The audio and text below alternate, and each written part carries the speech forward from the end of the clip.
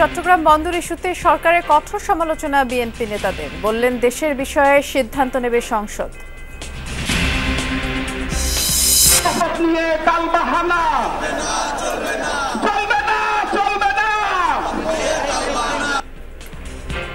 নগর ভবনে ব্লকেট কর্মসূচি পালন করছেন ইশরাক সমর্থকরা। অবিলম্বে মেয়র হিসেবে শপথ পড়ানোর দাবি। আইনি জটিলতার কথা বললেন উপদেষ্টা। আমরা একটা লিগ্যাল নোটিশ পেয়েছি এবং আমাদেরকে বিবাদী করে রিটও করা হয়েছে যাতে শপথ গ্রহণ করতে না দেওয়া হয়। আমরা যতদূর জানি সেটা বিচারাধীন আছে। কারাগারে অভিনেত্রী নুসরাত ফারিয়া অসমাপ্ত শুনানি বৃহস্পতিবার। সুনির্দিষ্ট মামলা থাকায় গ্রেফতার, জানালেন স্বরাষ্ট্র উপদেষ্টা। সপ্তম বাংলাদেশি হিসেবে এভারেস্ট জয় করলেন ইকরামুল হাসান শাকিল। দেশ থেকে হেঁটে ৮৪ দিনে চূড়ায় যেতে সক্ষম হন।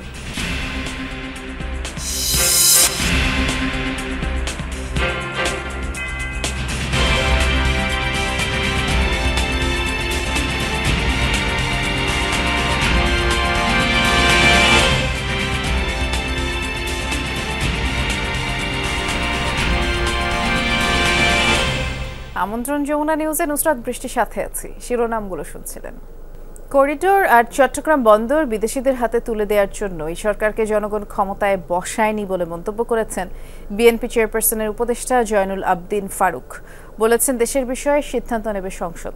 সকালে জাতীয় প্রেস ক্লাবে আলোচনা সভায় তিনি আরও বলেন, চট্টগ্রাম বন্দর চালানোর জন্য বাংলাদেশের লোক আছে, বিদেশিদের হাতে তুলে দেওয়ার দরকার নাই। আর দেশ নিয়ে অনেক ধরনের চক্রান্ত চলছে মন্তব্য করে ফারুক বলেছেন, ডক্টর ইউনূস সম্মানিত ব্যক্তি, তার উচিত নয় কারোর পরামর্শ নেয়ার। বলেন করিডোর পেলে রোহিঙ্গারা আর ফিরে যাবে না।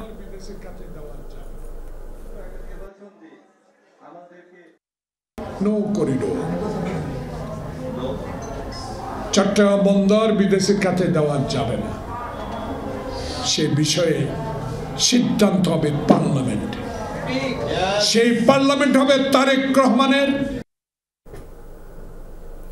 বেঁচে থাকতে আওয়ামী লীগের সাথে কোনো আপোষ নয়, বরং তাদেরকেও পুনর্বাসন করতে চাইলে বাধা দেওয়া হবে বলে মন্তব্য করেছেন বিএনপি স্থায়ী কমিটির সদস্য নজরুল ইসলাম খান।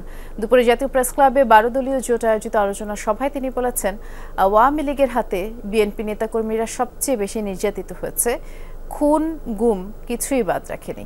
তিনি বলেন, সংস্কারের জন্য যতটুকু প্রয়োজন অধ্যাদেশ জারি করে তা এখনই করে ফেলা যায়। ডিসেম্বরের মধ্যে নির্বাচন করার কোনো বাধা নেই। সরকার ডিসেম্বরের পরে নির্বাচন নিতে চাইলে তার সুনির্দিষ্ট ব্যাখ্যা দিতে হবে। আর কোনো দলকে শক্তিশালী বা জোট করার সুবিধা দিতে নির্বাচন পিছিয়ে দিতে চাইলে জনগণ তা মেনে নেবে না বলেও জানান নজরুল ইসলাম খান।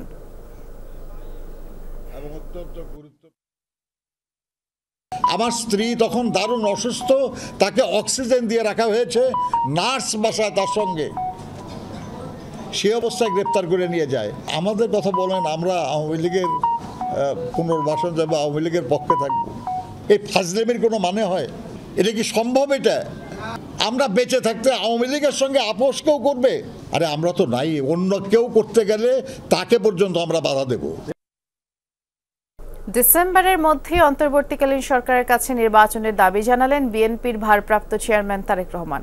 রোববার লন্ডনে এক ক্রীড়া অনুষ্ঠানে প্রধান অতিথির বক্তব্যে এই দাবি তিনি জানিয়েছেন। আয়োজনে বাংলাদেশের গণতান্ত্রিক আন্দোলনে বিএনপির বহু নেতাকর্মীর মৃত্যুর বিষয়টি তুলে ধরে দলটির অবদান নিয়েও কথা বলেন তারেক রহমান।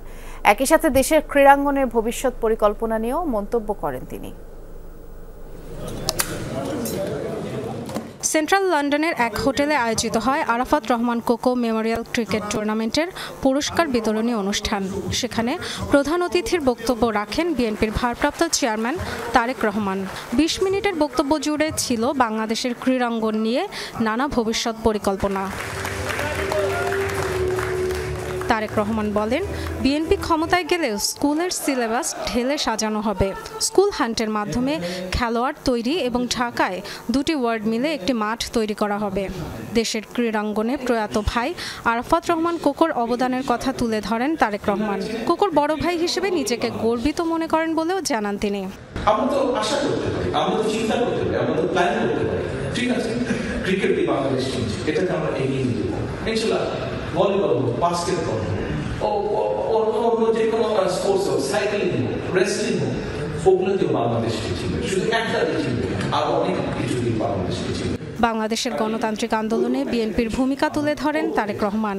বলেন, এই আন্দোলনে দলের বহু নেতাকর্মীর প্রাণ গেছে, গুম হয়েছে অনেকে। ডিসেম্বরের মধ্যে নির্বাচনের দাবিও জানান তিনি। আগামী দিনে বিএনপি সরকার গঠন করতে পারলে, ধরেন আমরা যে ডিসেম্বরের মধ্যে নির্বাচন দাবি করছি, ডিসেম্বরে যদি নির্বাচন ইনশাআল্লাহ হয়, এই সরকার এই ইন্টারিম গভর্নমেন্ট নির্বাচন দিলে পরে, অথবা যেই টাইমে তারা বলছে, যদিও আমরা চাইছি ডিসেম্বরের মধ্যে নির্বাচন হয়ে যাবে। তারেক রহমান বলেন, রাজনৈতিক অধিকার প্রতিষ্ঠার মাধ্যমে বিএনপি এমন একটি সরকার গঠন করবে যারা মানুষের কল্যাণে কাজ করবে। Dorothy Dasrin, Jamuna News. BNP নেতা ইশরাক হোসেনকে ঢাকা দক্ষিণ সিটি কর্পোরেশনের মেয়র হিসেবে শপথ পড়ানোর দাবিতে নগর ভবনের সামনে ব্লকেট কর্মসূচি পালন করছেন কর্মী সমর্থকরা। আজ পঞ্চম দিনের মতো এই বিক্ষোভ চলছে। এদিকে স্থানীয় সরকার উপদেষ্টা আসিফ মাহমুদ জানিয়েছেন, দক্ষিণ সিটি কর্পোরেশনের মেয়রের মেয়াদ নিয়ে জটিলতা আছে। আইনি সমস্যার সমাধান না হওয়া পর্যন্ত কোনো সিদ্ধান্ত নেওয়া যাচ্ছে না। আন্দোলনকারীদের তিনি ধৈর্য ধরার আহ্বান জানিয়েছেন। এই বৃদ্ধ চালকের অপরাধ, তিনি বিএনপি নেতা ইশরাকের কর্মী সমর্থকের কথা না শুনে ব্লকেট কর্মসূচিতে সড়কে গাড়ি বের করেছেন কেন? যারাই গুলিস্তানের এই গুরুত্বপূর্ণ সড়ক দিয়ে যেতে চাইছেন তারাই বাধার মুখে পড়ছেন। কেউ খাচ্ছেন মার, কেউ পাচ্ছেন ধমক। মানে বাস আমাদের ব্রিগেড ওভারটেক করে উনি যেতে চাইছিলেন। নাগরিকদের মহা দুর্ভোগে দিনভর নগর ভবনের আশেপাশে 6 ঘন্টার ব্লকেট কর্মসূচি। সাদা বাজে এটা ঘুরে এই মোড়ে বন্ধ, এই মোড়ে বন্ধ, তাহলে আমরা যাবো কোন দিকের? এনা কিছু হলেই প্রত্যেক মোড়ে মোড়ে রাস্তা বন্ধ করে দেয়। কেন আমরা অসহায়? যে এদিক দিয়ে ঘুরে আসলাম, আবার এদিকেও রাস্তা বন্ধ। আমাদের তো সমস্যা হচ্ছে সাধারণ জনগণ।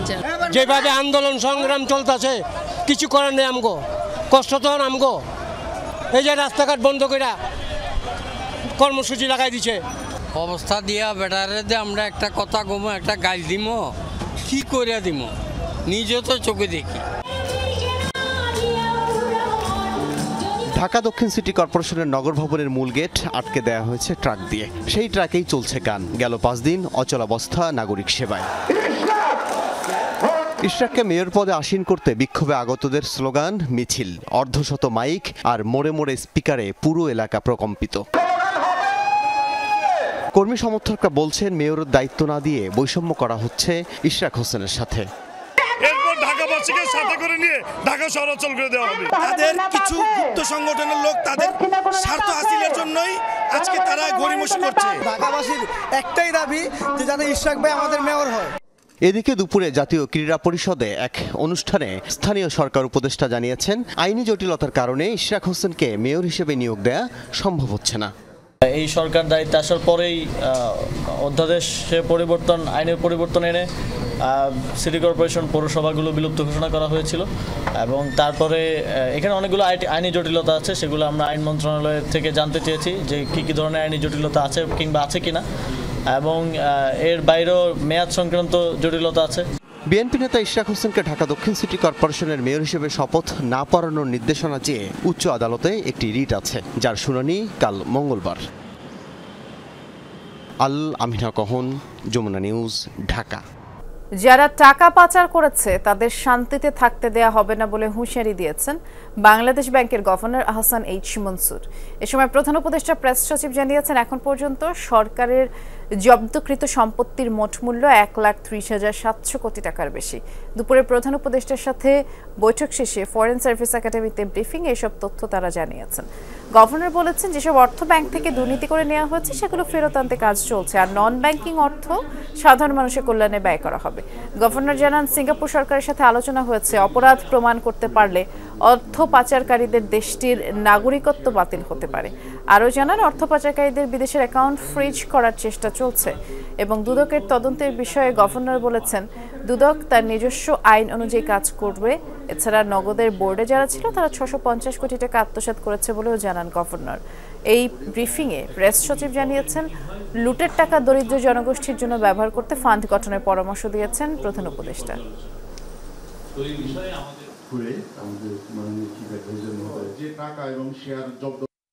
টাকা উদ্ধার করা আর শান্তিতে থাকা দুই উদ্ধারের সময় লাগে, কিন্তু ঘুম নষ্ট আমরা কিন্তু এখন থেকেই করতে পারছি বলে মনে হয়।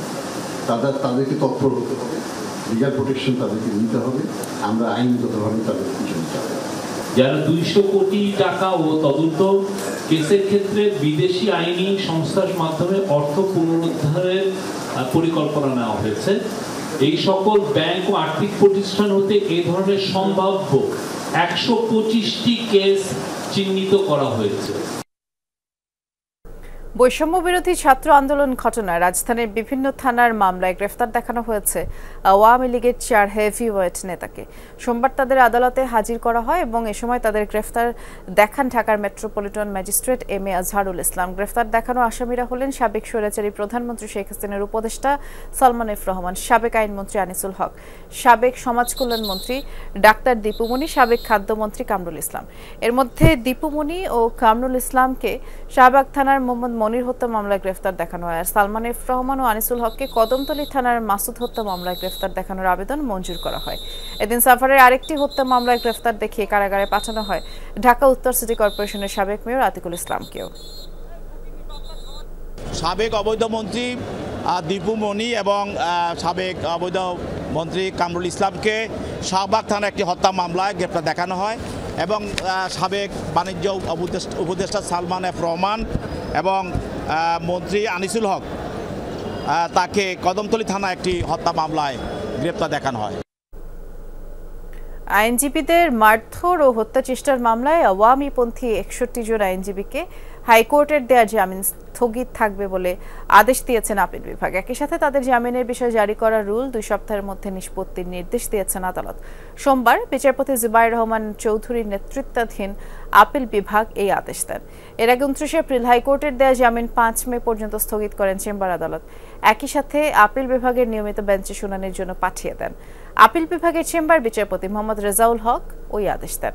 আর তার আগে মারধর হত্যা চেষ্টার মামলায় 61 আইনজীবীকে 6 এপ্রিল কারাগারে পাঠানোর আদেশ দেন ঢাকা মহানগর দায়রা জজ মোহাম্মদ জাকির হোসেন। পরে তারা হাইকোর্টের জামিন চেয়ে আবেদন করেন। ঢাকাই চলচ্চিত্রের জনপ্রিয় নায়িকা নুসরাত ফারিয়াকে কারাগারে পাঠিয়েছেন আদালত। জামিনের আংশিক শুনানি শেষে ঢাকার মেট্রোপলিটন ম্যাজিস্ট্রেট সারা ফারজানা হকের আদালত এই আদেশ দেন। জামিনের পূর্ণাঙ্গ শুনানি আগামী বৃহস্পতিবার সকালে রাজধানীর ভাটারা থানায় দায়ের হওয়া জুলাই আগস্টের একটি হত্যা চেষ্টা মামলায় গ্রেফতার দেখিয়ে নুসরাত ফারিয়াকে সিএমএম আদালতে হাজির করা হয়। সকালে কঠোর নিরাপত্তায় ঢাকার সিএমএম আদালতে হাজির করা হয় ঢাকাই চলচ্চিত্রের জনপ্রিয় নায়িকা নুসরাত ফারিয়াকে। এর আগে তাকে গ্রেপ্তার দেখানো হয় জুলাই আগস্টের একটি হত্যা চেষ্টা মামলায়। তদন্ত কর্মকর্তা রিমান্ডের আবেদন না করলেও মামলার তদন্ত শেষ না হওয়া পর্যন্ত নুসরাত ফারিয়াকে কারাগারে আটক রাখার আবেদন জানান। অপরদিকে আইনজীবীর মাধ্যমে জামিন চান নায়িকা। আদালতে শুনানি চলাকালে পুরোটা সময় মাথা নিচু করে নিশ্চুপ ছিলেন নুসরাত। এদিন আদালতে জামিনের আংশিক শুনানি হয়। পরে আদালত নুসরাত ফারিয়াকে কারাগারে পাঠানোর আদেশ দেন। সেই সাথে পূর্ণাঙ্গ জামিন শুনানির জন্য আগামী বৃহস্পতিবার দিন ধার্য করেন। রাষ্ট্রপক্ষের আইনজীবী শুনানিতে বলেন, নুসরাত ফারিয়া ফ্যাসিবাদের সহযোগী ছিলেন। তারা ফ্যাসিস্টের সঙ্গে হাত মিলিয়ে ফ্যাসিস্টকে সহযোগিতা করে যেসব জনগণ তাদেরকে ভালোবেসেছিল ওদের বিরুদ্ধে তারা দাঁড়িয়েছে এবং তাদেরকে হত্যা করার জন্য, তাদেরকে ক্রস ফায়ার দেওয়ার জন্য, তাদেরকে রাজনীতি বিচ্ছিন্ন করার জন্য, তাদেরকে পঙ্গু করার জন্য, তাদেরকে বাড়িঘর ছাড়া করার জন্য এবং এক কথায় দেশের মানুষের মৌলিক অধিকার হরণ করার জন্য তারা ফ্যাসিস্টকে সহযোগিতা করেছে। নুসরাতের আইনজীবীদের দাবি, মিথ্যা অভিযোগে গ্রেপ্তার করা হয়েছে তাকে। বিদেশে পালিয়ে যাওয়ার কোনো ইচ্ছাই ছিল না নুসরাতের। সরকার পক্ষ বলেছে উনি পালিয়ে যেতে চেয়েছেন। আপনি যদি দেখেন জুলাই থেকে এই পর্যন্ত 3-4 বার উনি দেশের বাইরে ট্রিটমেন্টের জন্য, শুটিংয়ের জন্য যে আবার চলে এসেছেন, তার কিন্তু পালানোর কোনো ইন্টেনশন বা মোডাস অপারেন্ডি নেই। আদালতের কার্যক্রম শেষে আলোচিত এই নায়িকাকে কাশিমপুর মহিলা কারাগারে পাঠানো হয়। এর আগে রোববার সকালে থাইল্যান্ড যাওয়ার উদ্দেশ্যে শাহজালাল আন্তর্জাতিক বিমানবন্দরে গেলে ইমিগ্রেশন পুলিশ তাকে আটকে দেয়। পরে তাকে সোপর্দ করা হয় ভাটারা থানায়। এরপর ফারিয়াকে গ্রেপ্তার দেখিয়ে জিজ্ঞাসাবাদের জন্য বিকেলে নেওয়া হয় মিন্টো রোডের গোয়েন্দা পুলিশ কার্যালয়ে। ভাটারা থানার একটি হত্যা চেষ্টা মামলায় 207 নম্বর ব্যক্তি হিসেবে তার নাম রয়েছে।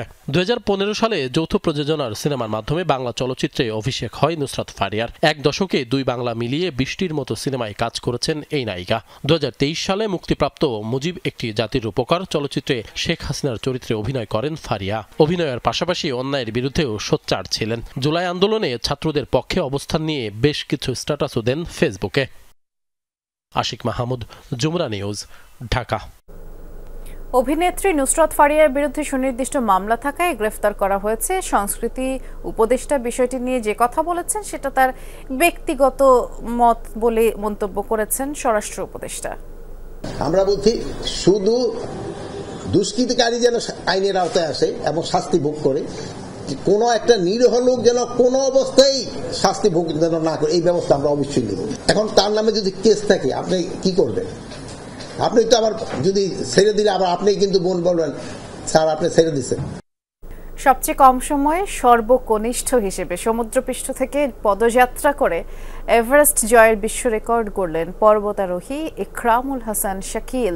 ইকরামুল হাসান শাকিল 25 ফেব্রুয়ারি C2 সামিট কক্সবাজারের ইনানি সমুদ্র সৈকত থেকে শুরু করেছিলেন এবং 90 দিনের মধ্যে C2 সামিট জয়ের লক্ষ্য নিয়ে অভিযান শুরু করেছিলেন তিনি।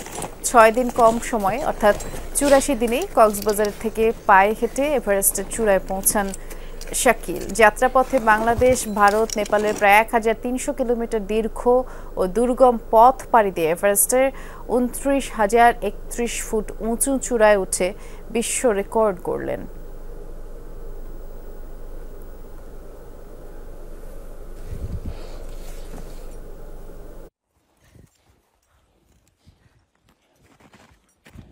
আওয়ামী লীগ ছাড়া গ্রহণযোগ্য নির্বাচন হবে কিনা এই প্রশ্নের উত্তর দেওয়ার সময় আসেনি বলে মন্তব্য করেছেন নির্বাচন কমিশনার আব্দুর রহমান এল মাসুদ। সকালে রাজশাহীতে ভোটার তালিকা হালনাগাদ পরবর্তী পর্যালোচনা বিষয়ক কর্মশালায় অংশ নেন তিনি। নির্বাচন কমিশনার বলেন, আওয়ামী লীগের নিবন্ধন স্থগিত হয়েছে, সেটি বাতিল বা প্রত্যাহার না হলে নির্বাচনে অংশগ্রহণের সুযোগ পাবে না দলটি। আর প্রধান উপদেষ্টার বেঁধে দেওয়ার সময় নির্বাচন আয়োজনে কমিশন প্রস্তুত আছে বলেও জানান তিনি। কর্মশালায় বিভাগের 70 জন নির্বাচন কর্মকর্তা ও তথ্য সংগ্রহকারী অংশ নেন। আপনি যে দলের নাম বললেন সেই দলের নিবন্ধন আপাতত স্থগিত আছে, আর স্থগিত থাকা অবস্থায় যদি নির্বাচন হয় তাহলে স্বাভাবিকভাবে ধরে নেওয়া যাবে যে তাদের অংশগ্রহণের সুযোগটা থাকবে না।